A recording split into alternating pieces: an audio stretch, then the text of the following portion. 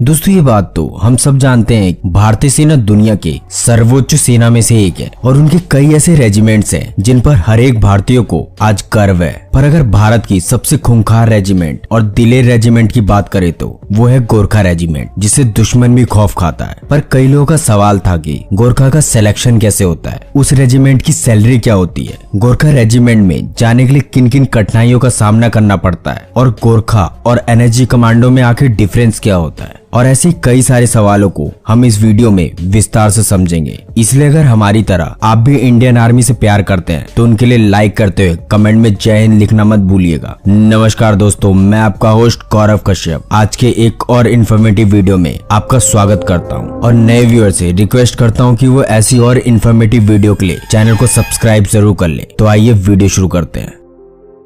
Indian army की Gorkha regiment को दुश्मनों के साथ बहुत ही बहादुरी से लड़ने के लिए जाना जाता है और इसके लिए भारत के फील्ड मार्शल सैम मैनिक्शॉ का कहना है कि अगर कोई व्यक्ति कहता है कि उसे मरने से डर नहीं लगता तो या तो वो झूठ बोल रहा है या तो वो गोरखा है, क्योंकि गोरखा रेजिमेंट इंडियन आर्मी के साथ साल 1815 से जुड़ी है और तब से आज तक कई लड़ाइयों में गोरखा कमांडो ने इंडियन आर्मी के साथ अपनी बहादुरी और अपनी जाबाजी का प्रदर्शन दिखाया है और कई बार योगदान भी दिया है। वैसे तो दुनिया के सिर्फ 3 देशों में जैसे इंडिया, नेपाल और भूटान के पास ही गोरखा रेजिमेंट है, जिसमें गोरखा सैनिकों की ट्रेनिंग सिर्फ 3 फेजों में होती है जो तकरीबन 9 महीने तक चलती है। उस दौरान में पहले 2 फेजों में कठिन पीटी और ड्रिल से गुजरना पड़ता है और पहले फेज में कच्ची मिट्टी पर करीबन 7 सप्ताह तक उसके अंदर जोश और स्टेमिना बढ़ाने के लिए इन्हें हर रोज ड्रिल और पीटी कराई जाती है। इसके बाद दूसरे फेज में सैनिकों को सेना के अनुशासन और तौर तरीके बताए जाते हैं। फिर आता है तीसरे फेज की ट्रेनिंग जो पक्की चट्टान पर होती है, जिसमें करीबन 19 सप्ताह तक इन सैनिकों को चट्टान जैसे जमीन पर ड्रिल करना होता है। इसी दौरान इन सैनिकों के शरीर को लोहा जैसा बना दिया जाता है ताकि आगे आने वाली कोई भी मुसीबत का सामना करने से गोरखा रेजिमेंट ना डरे। इसलिए आम रेजिमेंट के मुकाबले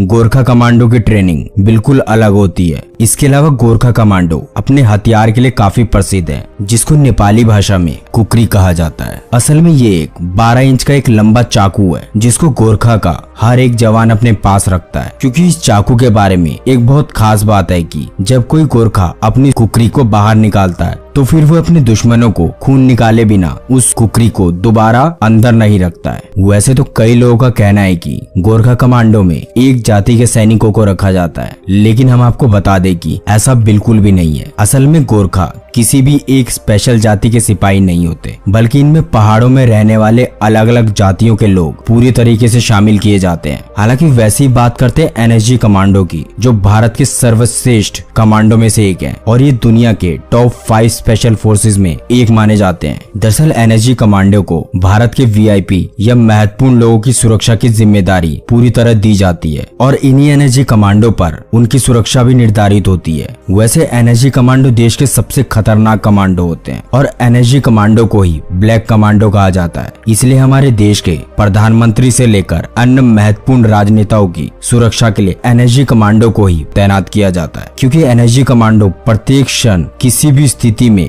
हर मुसीबत से पूरी तरह निपटने के लिए तैयार रहते हैं। जबकि एनएसजी कमांडो का कहना है कि वह अपने देश की रक्षा करने के लिए अपनी जान तक कुर्बान कर सकते हैं। जैसे गोरखा की ट्रेनिंग बहुत सख्त होती है, उसी तरह एनएसजी कमांडो की ट्रेनिंग भी बहुत कठिन होती है। दरअसल एनएसजी कमांडो को ट्रेनिंग से पहले एनएसजी कमांडो के जवानों को दौड़ में 26 तरह के मुश्किलों का सामना करना होता है और इस ट्रेनिंग में 80% सैनिक असफल हो जाते हैं और मात्र 15 से 20% सैनिक ही अंतिम दौर तक पहुंचकर सफलता प्राप्त करते हैं। और इसके बाद अंतिम दौर में आए सैनिकों को 90 दिन यानी 3 महीने की एक विशेष ट्रेनिंग दी जाती है, जो एनएसजी कमांडो को शुरुआत में 18 मिनट के अंदर 26 कार्य करने होते हैं और 180 मिनट के ऑब्स्टेकल को मात्र 20 से 25 मिनट में पूरा करना होता है। यानी कोई भी सैनिक अपने समय के दौरान अपना टारगेट पूरा नहीं करता है तो उन्हें उसी वक्त वहां से रिजेक्ट कर दिया जाता है। यानी एनएसजी कमांडो बनने के लिए अपना टारगेट सिर्फ 9 मिनट में पूरा करना होता है, तभी जाकर कोई एनएसजी कमांडो बन पाता है।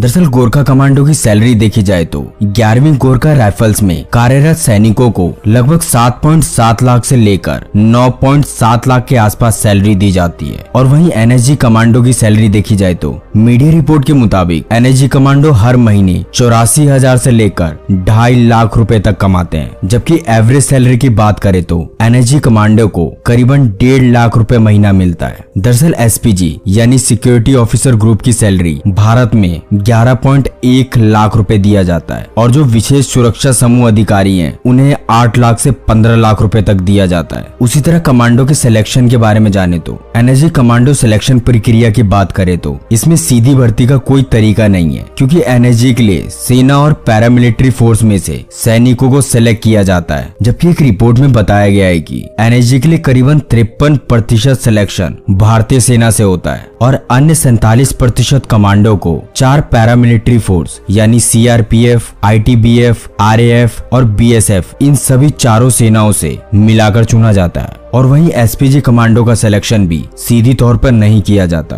क्योंकि ये एक बहुत ही बड़ी पोस्ट मानी जाती है और एसपीजी कमांडो बनने के लिए सैनिकों को कड़ी मेहनत करनी पड़ती है। उसके बाद ही उनकी भर्ती एसपीजी में होती है। भर्ती होने वाले जवानों का सिलेक्शन अमूमन पुलिस, पैरामिलिट्री फोर्स यानी बीएसएफ, सीआईएसएफ, आईटीबीएफ, सीआरपीएफ के द्वारा किया जाता है, क्योंकि एसपीजी कमांडो देश के सभी सिक्योरिटी फोर्स के प्रमुख माने जाते हैं और ये एक ऐसे सैनिक होते हैं जो गृह मंत्रालय के पूरी तरीके से अधीन होते हैं। तो दोस्तों आज के लिए बस। आप इसके अलावा और किस चीज पे वीडियो चाहते हैं हमें कमेंट करके जरूर बताइए। आपके बेशकीमती राय का हमें इंतजार रहेगा। फिर मिलते हैं ऐसी और वीडियो के साथ। तब तक के लिए जय हिंद, जय भारत, वंदे मातरम।